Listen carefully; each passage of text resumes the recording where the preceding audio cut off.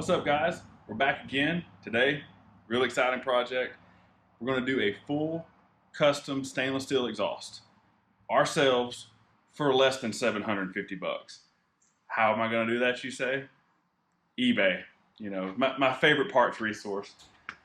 I gathered up everything. We'll drop some screenshots in here at some point of everything I bought, prices. I bought the muffler here. It's going to be a dual 2.5 in, single 3 out. We got Vband clamps, 2.5s and 3s. We got hangers. Down here we have 2 piping kits. So the way I'm going to do this particular exhaust system is I'm going to do 2.5 off the motor down to the muffler. Hey, Ellis. And then out of the muffler, I'm going to do a single 3-inch out the back. I love the way a single 3-inch exhaust sounds. I like it, and that's what we're going to do. This is all mandrel bent piping. If you're unfamiliar with what mandrel bending is, you can see the radius of the pipe stays the same throughout the bend. If you've seen like stuff done from local exhaust shops and stuff, and nothing wrong with that, it'll have like little wrinkles in the pipe, and the pipe kind of gets crushed in the center. Restricts the exhaust flow and just doesn't look as good, which is totally fine. A lot of the vehicles I build have just what they call crush bend piping, but this thing is kind of escalated to like that next level, and it needs just a little bit nicer exhaust system. So a fully TIG welded custom stainless exhaust is just going to carry the theme of the build all the way to the top. So this is it, but let me show you what else we got for $750. So not only did we get all the materials we needed, we also got the welder. Believe it or not, I bought a brand new DC only TIG Yeswelder. This is the TIG 205 DS. It's a 110 and 220 voltage system, so you can use it almost anywhere. It's got a high frequency start, foot control. It was $240 something.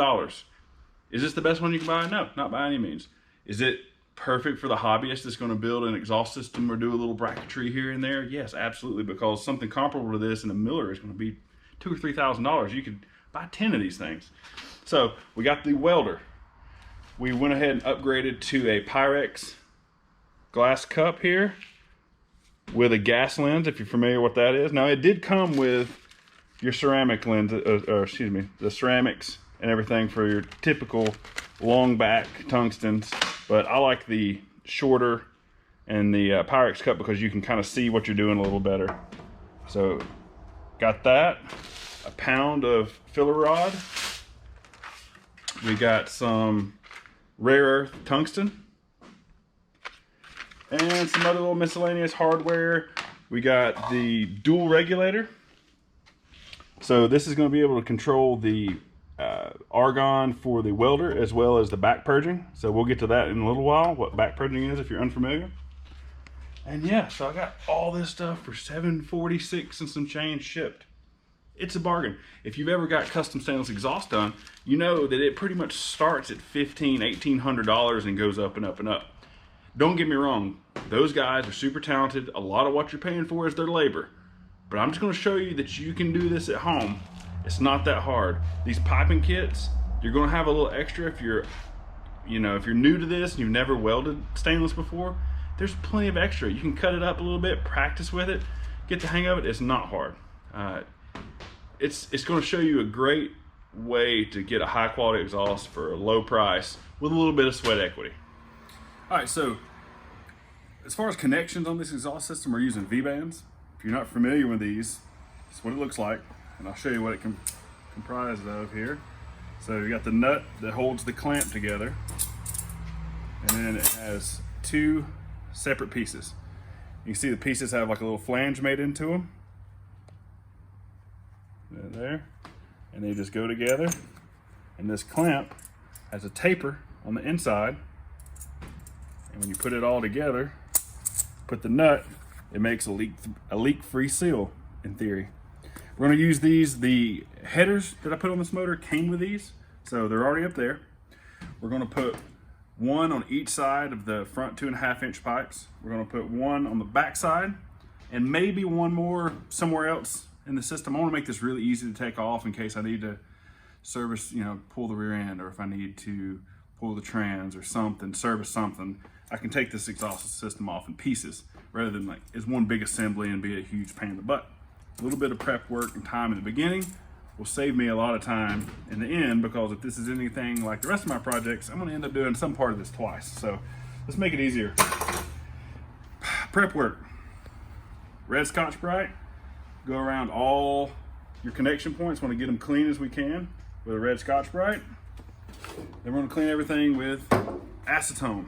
If you're not familiar with this, if you ever went with your mother to the nail parlor when you were a kid like I did, this is the smell that filled the entire building. Clean it all around. All the seams are going to weld really well on the V-bands and the pipes. Don't want any oils or grease or any kind of something to contaminate the weld. So clean this. Just use a regular blue shop towel, and then make sure you put this in your shop towel away from where you're welding. Quick fire. All right, so what we got so far is pretty much the front half, what I would call the front half done. So from the muffler forward, obviously we welded up our V-bands here. Keynote on the V-bands, when you weld these up to the muffler or the piping, make sure that they're not only like together, but tight. It prevents any kind of warpage or anything funny. Tip number one. Tip number two, always put a little tiny dab of anti-seize on the threads of the V-band clamp. Help your life out so much. Went around red Scotch-Brite, acetone, all the things, right? All the joints. Went through and tacked all the joints. Now, like I said, this kit was the, 16 piece or something like that. It came with, just so happened, all the perfect bends. So the 45s came right off the headers. That was nice. Just had to shorten and tweak a touch. Had a little extra slip extension here. 90, slip extension, done. This side, straight to a 45 and done. Like, these kits, they're so nice. You can make this way more complicated. We didn't need that for this. This is just real simple. 2.5 into the muffler. So this muffler really kind of prevents the need for a Y pipe. It kind of is a Y pipe, so it's good there. We're gonna weld a hanger on top of there. You won't be able to see it. And for the back half, it's gonna be a little more tricky. We're gonna have to get it down on our little stand to check your rear end clearance and the leaf spring clearance. Reason being, if you built your exhaust with the car or the suspension that droop, then you have the potential of having a clearance issue when it's at ride height or under compression. So what I'm gonna do is put it down on the stands, and then we'll check our clearance, and then I'll get someone to kind of bounce on the back, and you'll see about how much movement we're gonna have, so you can plan your piping around that, because you don't wanna have all this beautiful done piping set down on the ground and smack, you instantly got an issue. So that's the next task. Let's get after it.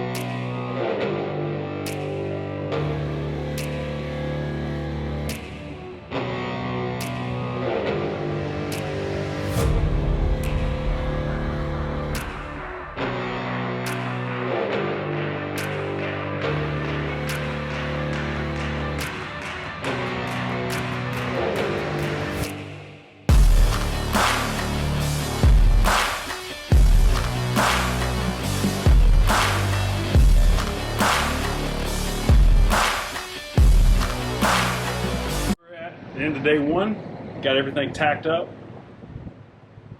It's looking good. Real happy with this kit. It's welding really well. The $240 welder, it's money, so good. So as you can see, we got what I call the back half done. So this is where it goes to 3-inch. Got our V-band welded up. Everything's just tacked. Comes up, and we had to get a little creative. You'll see in some of the time lapse here, but we got it all snaking up and around. I've checked for clearance here, plenty of clearance here. It comes up and around. All right, so it'll catch. We'll have one hanger to catch it here, and it comes up over the axle. Plenty of clearance. Comes here, plenty of clearance here. Already checked. We'll get a second hanger right in that neighborhood. And I got it turned, coming right out the bottom. I love tucked under the corner of the bumper exhaust like this. Real subtle, real OEM-ish, and it's gonna have a great sound to it.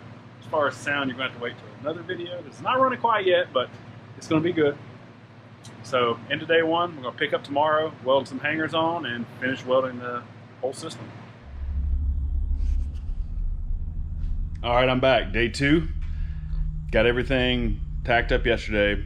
Put some exhaust hangers on, just make sure everything's nice and secure. Today we're going to do a little bit of welding. So first things first, let's talk about back purging. So part of the $750 was this dual regulator here. So we have one line going to the welder and one line going to these little aluminum hockey pucks I made out of tinfoil with a little line in. What this does is it pushes the argon in and displaces the atmosphere to prevent any kind of corrosion or contamination inside. So it gives it just a much better weld. You really only have to worry about it on the butt welds. The slips, not so much, but it can't hurt. So we're just gonna let this sit. I don't know, it probably takes 5 or 10 minutes for it to slowly displace everything. And also it's got a plug here, and then on the other end I taped it up with aluminum HVAC tape and poked 2 or 3 little holes in it just to give the argon somewhere to go, somewhere to escape. Obviously clamp on the part, not the table. Tig's a little funny about that. I like to have the clamp as close to my actual welding as possible. Everything is going to get cleaned with acetone and a rag at all the joints again, just because of the nasty oils on your hands and the oils in your gloves and stuff. So yeah, just clean all that down one more time and get to welding.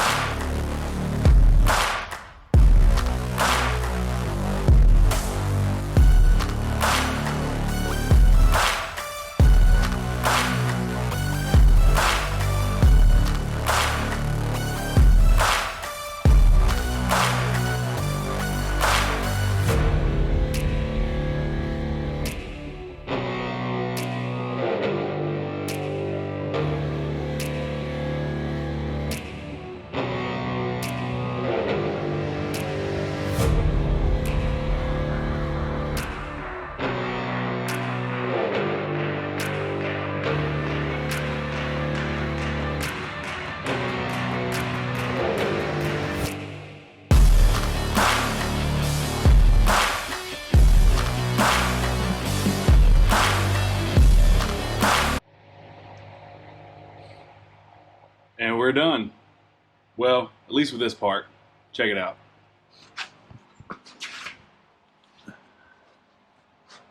Everything finished welded, bolted up. Turned out pretty sweet.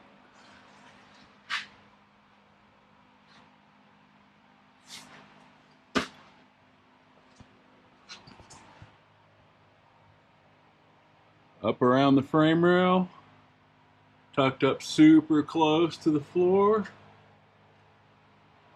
and dumped out right at the corner of the bumper.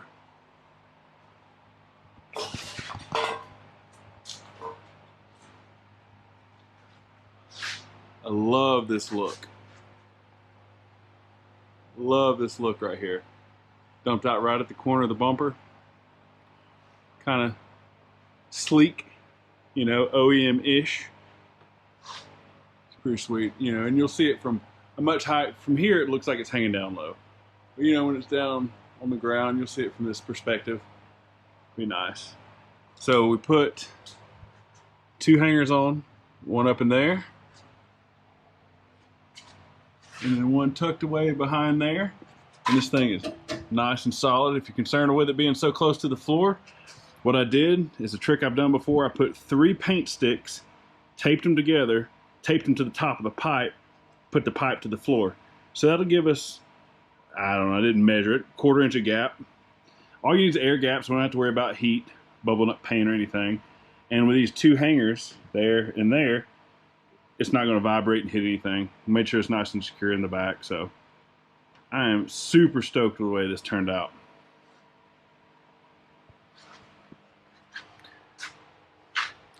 If you've stuck around this long, I really appreciate it. You don't know how much I really do.